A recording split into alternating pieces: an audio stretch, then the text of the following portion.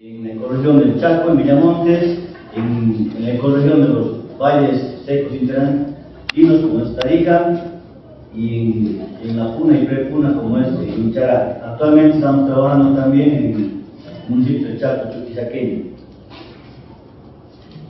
La metodología de trabajo que tenemos básicamente concurre cuatro etapas. Una primera etapa de establecimiento de consensos, compromisos. Una segunda que es ya la evaluación en sí misma de las amenazas, vulnerabilidades y riesgos. Una tercera etapa que es ya el desarrollo de estrategias. Y una cuarta que es la implementación de las medidas de adaptación, monitoreo y lecciones aprendidas por parte de ellos. Entonces, empiezo con la primera. Como ya se estila, se sigue siendo un método participativo. Previamente al inicio del trabajo en un municipio se realizan reuniones para recibir ajustes, retroalimentación y ajustes a la metodología y el plan de trabajo. Una vez que ya se ha acordado cómo se va a desarrollar la metodología y el trabajo, ya se inicia con talleres de arranque, pero ya donde autoridades a nivel de sus centrales, el municipio, etcétera, están todas de acuerdo.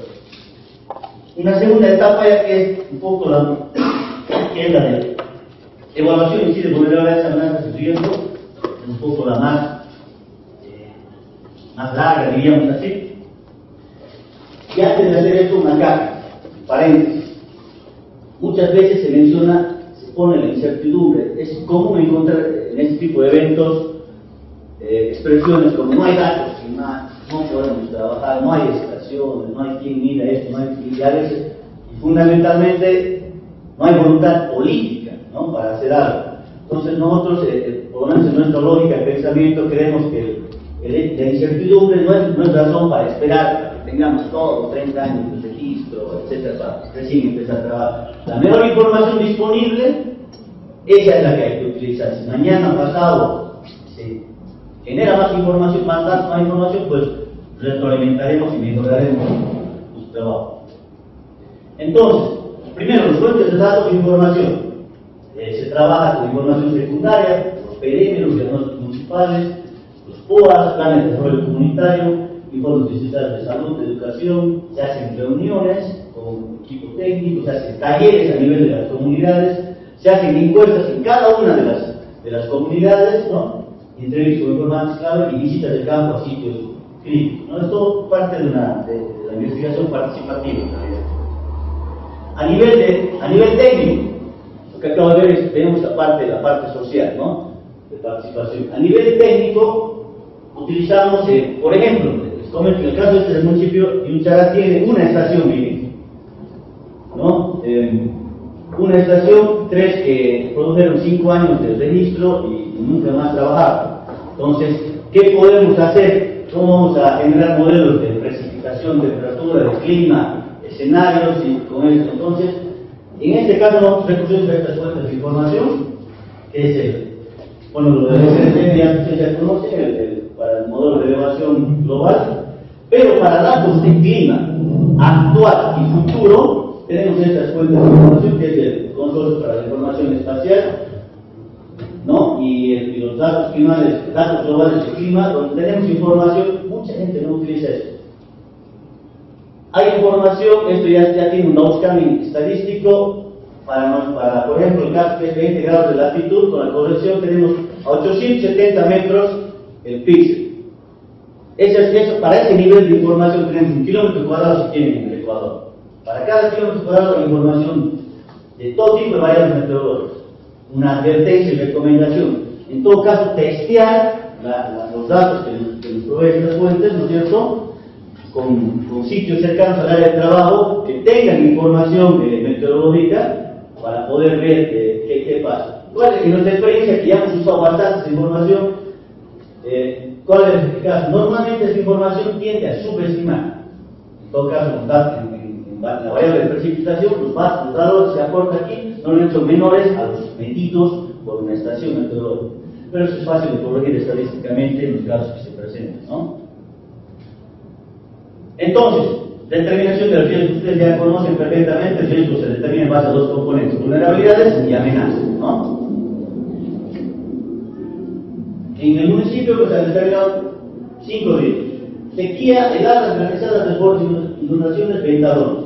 Se establece un nivel de clasificación del riesgo y se utilizan para cada uno de los riesgos, es lo importante, que no debe ser lineal. No es como uno sumar y dividir, ¿no? Y sacar una media, ¿no? Asignar pesos, ponderaciones de acuerdo a lo que la gente dice, qué cree que es más fuerte, ¿no? En el caso de las amenazas. Pero básicamente esas vulnerabilidades y sus amenazas. Entonces, las amenazas. Conceptualmente, las amenazas las determinamos de esta manera. El componente es la amenaza. El componente pasa por determinar factores, variables e indicadores. En el caso de amenazas tenemos factores condicionantes, como aquellos, tenemos factores desencadenantes, como estos, ¿no? Ustedes ya conocen igual y se establecen para cada uno de ellos la cualificación, ¿no es cierto? Para el caso de sequía, un ejemplo, se construyen mapas espaciales de precipitación, en este caso, ya bajo transpiración real, índice de aridez, que es el Programa de Naciones Unidas para el Medio Ambiente y contenido de agua en suelo. Se les asigna pesos y en función de ello tenemos ya un mapa de amenaza de sequía. ¿De dónde salen aquellos datos? ¿No? Estos datos salen de la fuente que les indico anteriormente. ¿Cómo se establecen estos datos? Este es el índice de clasificación de James, que minimiza la varianza al interior de cada clase y la maximiza entre las clases, las diferentes, para tener así clasificaciones. El ADA, que utilizamos el régimen previo de ocurrencia de Enberger, ahí están los valores, sus clases, el índice de posición topográfica. Tenemos ahí sus ponderaciones y obtenemos el mapa de amenaza del ADA. Para desbordes, aquí tenemos distancias que la gente, que las comunidades, los pobladores indican de acuerdo al tipo de cuerpo de agua que tiene influencia un río, por ejemplo, y los periodos de recurrencia de estos, ¿no? En función a eso, los análisis buffers obtienen una amenaza de desbordes. Para el caso de granizo, aquí fundamentalmente no hay realmente ningún tipo de información que es más que la propia gente, es puro mapas parlantes, y estos mapas parlantes se ajustan con modelos de elevación, igual con diferentes ponderaciones y se tiene amenaza de granizo. Ventadones, tres variables que utilizamos son la agroecológica, la orientación a los vientos y el índice de posición topográfica. En el caso nuestro tenemos tres zonas agroecológicas: valle, cabecera, valle andina, el índice de posición topográfica y la orientación de las laderas. Los vientos son al sur, entonces por un ejemplo de cómo se utiliza esto, ¿no? Como los vientos son predominantes del sur, y provocan daños, laderas que estén orientadas hacia la dirección de los vientos, entonces son más susceptibles de sufrir una amenaza, ¿no? Entonces tenemos ahí la amenaza de ventadones, hay amenazas multiamenazas, después juntamos todas las amenazas para tener un mapa igual de todo ese tipo, se le asigna igual, vean siempre los pesos, las ponderaciones son distintas, no puede ser lineal, o sea, es decir, en este caso, sumario dividido en 5, ¿cierto? La gente asigna sus valores, que prioriza cuáles son las amenazas más dañinas, y eso en la realidad es así. Vulnerabilidades. Luego les muestro los resultados. ¿Cómo se determina vulnerabilidad? Igual, el componente de vulnerabilidad, siempre siguiendo el mismo esquema, requiere factores, variables e indicadores. Los factores de vulnerabilidad son tres: fragilidad, exposición y resiliencia, ¿no? O falta de capacidad de respuesta. Tienen los pesos para cada uno de los factores, ¿no? Y luego, igual, la misma clasificación en clases. Fragilidad, ¿cómo determinamos? En el caso de Yuchará, se han elegido estas variables: 7. Red vial, comunicaciones, educación, biodiversidad, población, salud, vivienda. Cada una de estas variables tiene 3 hasta 5 indicadores para poder determinar, ¿no? Y cada una igual con sus pesos para al final para tener un mapa de vulnerabilidad o fragilidad. Para el caso de exposición, utilizamos otras 7 variables: vivienda, población total, infraestructura de salud, infraestructura educativa, unidades productivas, red vial, biodiversidad. Sus pesos, tenemos un mapa de vulnerabilidad por exposición. Capacidad de respuesta, aquí tenemos 8 variables: proyectos en ejecución, biodiversidad, inversión per cápita, población económicamente activa, presencia institucional, proactividad de la gente para trabajar, actividad preponderante y diversificación productiva. Esas son las variables que utilizamos para resiliencia. Algo que no mencionamos: ¿cuál es la unidad de análisis en el caso de vulnerabilidad?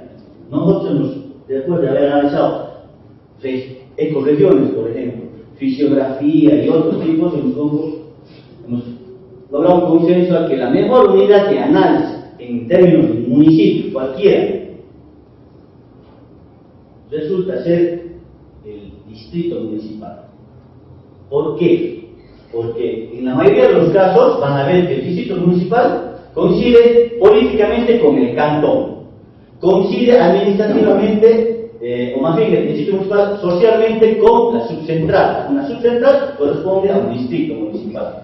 Entonces, en términos operativos, de convocatoria, de participación y de ejecución incluso de recursos ya municipales, evidentemente el distrito municipal como unidad de análisis es muy ventajoso respecto a otros para vulnerabilidad, ¿no? En caso de las amenazas, la unidad de análisis es la distribución espacial o temporal de la variable que se esté analizando, sea precipitación, temperatura, etc., ¿no? Entonces, los resultados de todo esta metodología, a nivel de amenazas, esto lo voy a ir pasando rápido. Ahí están los mapas bases, estos son los distritos que menciono. Tenemos modelos de elevaciones, tenemos pendientes, allá tenemos el índice de posición topográfica, la orientación de laderas, vegetación, zonas agroecológicas, aquello es precipitación anual. Tenemos aquí temperatura media anual, temperatura mínima, temperatura máxima, evapotranspiración potencial, evapotranspiración real, contenido trimestral de agua en el suelo, que se corresponde al trimestre de septiembre, octubre, noviembre, que casi tiene un balance hídrico, que son los meses más críticos en términos de ese tiempo. Y a nivel de, siempre se importa cuando calificar, sacar la foto de cómo está más o menos en este caso el sitio. Pero también hemos querido entrar un poco en ver qué es lo que podría ocurrir con las variables de precipitación y temperatura en ese municipio. Y por ejemplo, aquí tenemos con el modelo que está mencionado ahí, el escenario A1B para 2050, la precipitación que se esperaría para este municipio, ¿no es cierto? Y acá tenemos, creo que acá la tengo aquí grande, allá, y esas son las desviaciones con respecto a lo actual, ¿no? Aquí se puede ver que en promedio tenemos 2 grados de incremento, que es el color verde que se esperaría tener para 2050 y bajo ese escenario y bajo siguiendo ese modelo, ¿no es cierto? Lo propio para precipitación, tenemos el mapa de precipitación, este es anual, por ejemplo, ¿no? Las desviaciones respecto a lo actual, y aquí vemos que en este caso tenemos una predominancia que va desde los ese color del celestito, el turquesa, de 0 a 10 milímetros de incremento, ¿no? Entonces, si uno utiliza estos cambios, por ejemplo, simplemente para modelar, nuevamente reingresar al balance hídrico, estos datos ya de temperatura y precipitación que se esperan en el futuro, uno puede tener las condiciones, nuevas condiciones, ¿no es cierto? En este caso de contenido de agua, para analizar diferentes tipos de riesgos y su implicancia que eso obviamente tiene en los medios de vida de la gente, ¿no?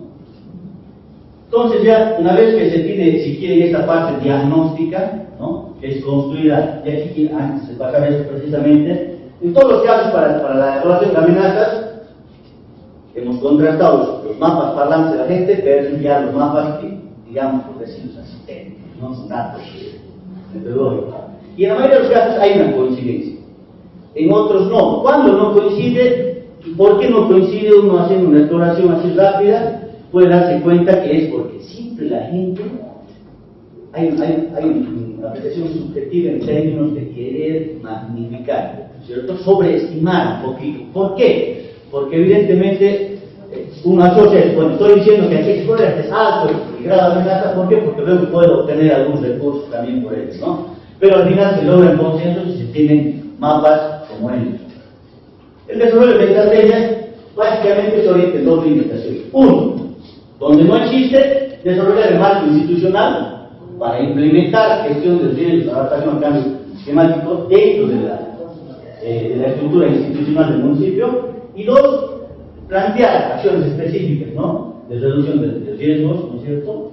Y adaptación al cambio climático.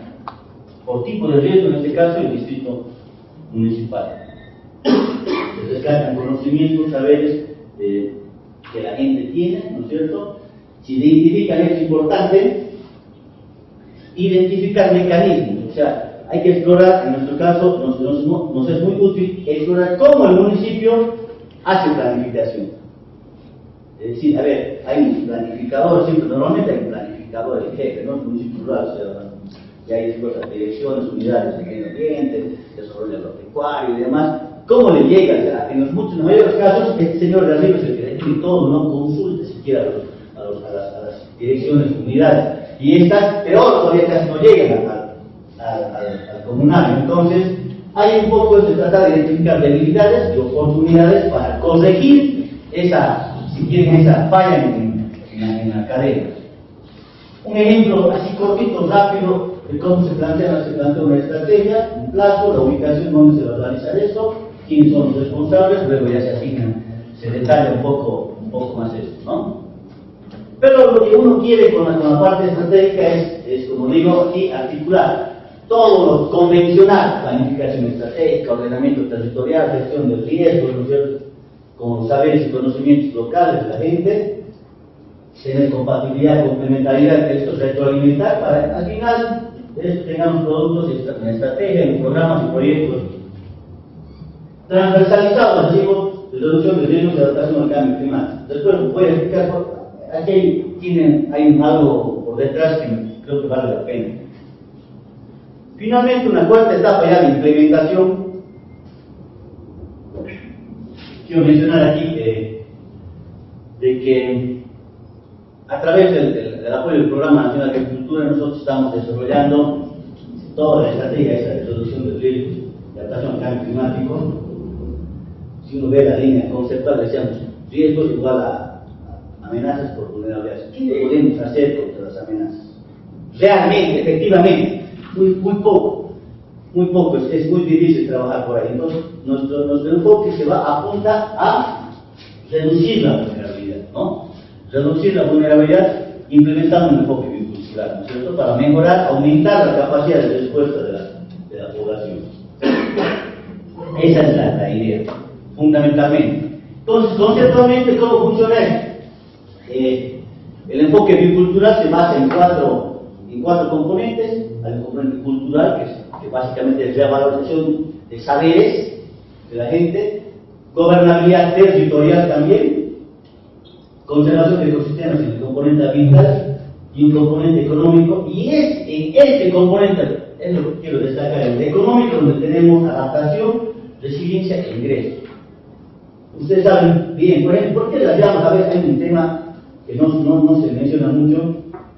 Normalmente en las vitrales, especialmente caribeño, es la mujer y los niños los que se dedican a hacer el pastoreo, ¿no? Ellos son los que hacen, mujeres y especialmente los niños.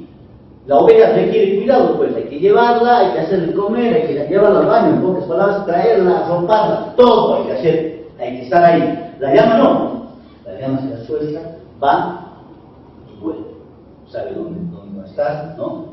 ¿Y qué pasa con eso? ¿Cuál es la influencia?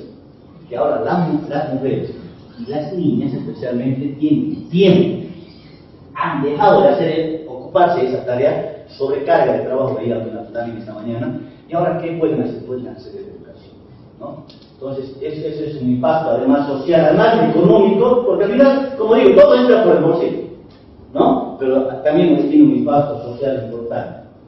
Esto igual en términos de seguridad alimentaria.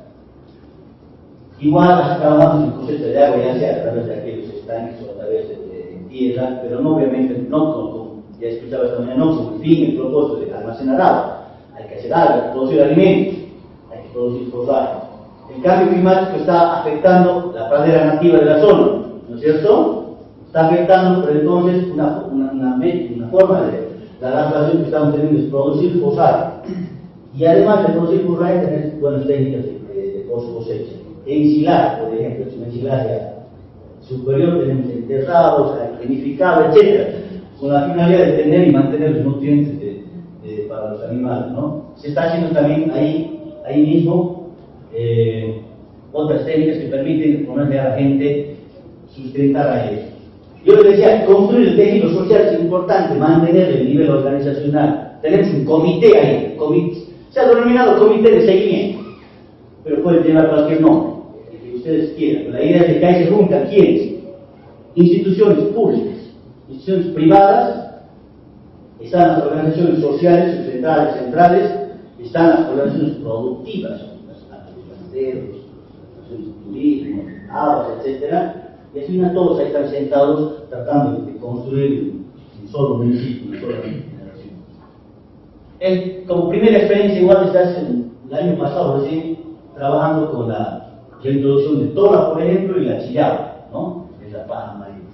La gente misma, eso está asociado a cerramientos de manejo en promedio de 40 hectáreas, donde se hace rotación ahora, de 10 hectáreas cada, pueden hacer rotar a los animales dentro de esos cerramientos. Y dentro de los cerramientos se está trabajando precisamente con la reintroducción de esas especies, que además del tema de forraje, tienen otro elemento más que es energético, que es especialmente la torre, ¿no? Eso es, algunas consideraciones finales.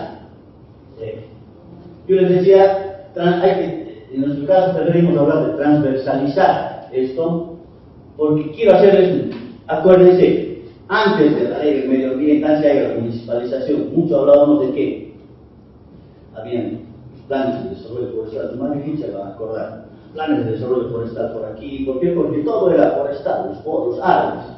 Luego, ¿qué ha pasado? El tema de la ley del medio ambiente y demás, ¿se recuerdan los famosos planes de gestión ambiental municipal? Se han hecho por todo el país. Luego, más reciente, planes de ordenamiento territorial que tienen que ver con los planes de ocupación, los planes de uso del suelo, ¿cierto? Entonces, creo que ahora tenemos la oportunidad de no cometer el mismo error. A veces puede ser que esté de moda el cambio climático, todo lo que quieran, pero la experiencia pasada nos dice, por estas cosas que simplemente les menciono, que a veces cuando se pone de protagonista, en este caso a esto, a hablar de planes así tanto mismo, como que ha pasado, ustedes saben bien, ¿para qué les voy a decir? ¿Cuántos de esos planes que les menciono se implementan en la práctica? ¿No? ¿Cuántos de esos realmente se ha hecho? Típico, ¿no es cierto? Entonces prácticamente uno no puede agarrarse nada. Están ahí los documentos, por ahí, no se llega a que el gobierno municipal como tal lo incorpore. Entonces, nosotros quizás en este tema de transversalización, pero preferimos captar como si quieren una suerte de infección, queremos infectar al municipio de todas las formas. De manera, si quieren llamarlo plan, que lo llame plan. Pero lo importante es que esté la comunidad que esté empoderada, oriente su demanda y pide estas cosas, ¿no? Y que luego las autoridades lo hagan, ¿no? Para nosotros decimos, cuando un proyecto es exitoso, sea fuera de la temática, cuando ese proyecto se convierte en política pública. Cuando es política pública, cuando sea a nivel de gobierno, realmente incorpora en su presupuesto, en sus acciones, en su organigrama, todo ese aparato para lograr eso. ¿Y cómo logramos esa política pública? Primero las bases, la gente que realmente quiere comprender, ¿no? Y eso a veces pasa por que esto tenga un incentivo económico importante, ¿no? Siempre dentro de ese esquema, obviamente, tratando de lograr un equilibrio y todo eso, ¿no? Y finalmente, como digo ahí, nuestro enfoque está en reducir la vulnerabilidad. No tanto trabajar en las amenazas, quiero decirles, conozco evidentemente aquí la experiencia, por ejemplo, en esta parte del altiplano de Chapuchis y todo eso, hay mucho conocimiento, mucho saber y mucha práctica social del saber para, por ejemplo, combatir amenazas directamente. En el caso nuestro, en este municipio, como te digo, es un municipio joven, diríamos que más pobre en términos de apropiación y de aplicación de ese tipo de saberes. Entonces, más obviamente ese contexto nos obliga a precisamente trabajar en lo que es reducción de vulnerabilidades, ¿no? Si hablamos de adaptación, pues también hasta nuestras propias metodologías tienen que adaptarse, o sea, no recetitas, así tiene que hacerse un plan de adaptación o de gestión de riesgos, no funciona, ¿no? No funciona porque los contextos son completamente diferentes.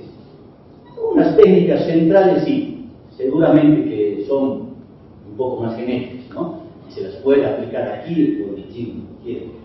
Pero sí siempre hay que ir adaptando, que no sea lineal, ¿no? No ser lineal ahí, y más bien ir, como digo, desarrollando. Cada vez aprendimos, tenemos 5 o 6 experiencias de municipios que estamos trabajando, y todos ha cambiado alguna cosa. Siempre ha cambiado para bien, según, por lo menos según nosotros, ¿no? Entonces, hoy creo que estamos en un camino interesante, lo voy a mencionar, estamos trabajando con truchas también, allá nuestro compañero que nos acompaña es uno de los principales productores, y claro, decíamos, como final, hay que tratar de lograr que el comunario, el productor, no se haga una mesa de una sola pata, ¿no? Centrado en una sola actividad, porque hay que darle muchas patas a esa mesa para que cuando se caiga una, la mesa siga firme, ¿no? Bueno, eso es creo lo que, si estoy bien en el tiempo, lo que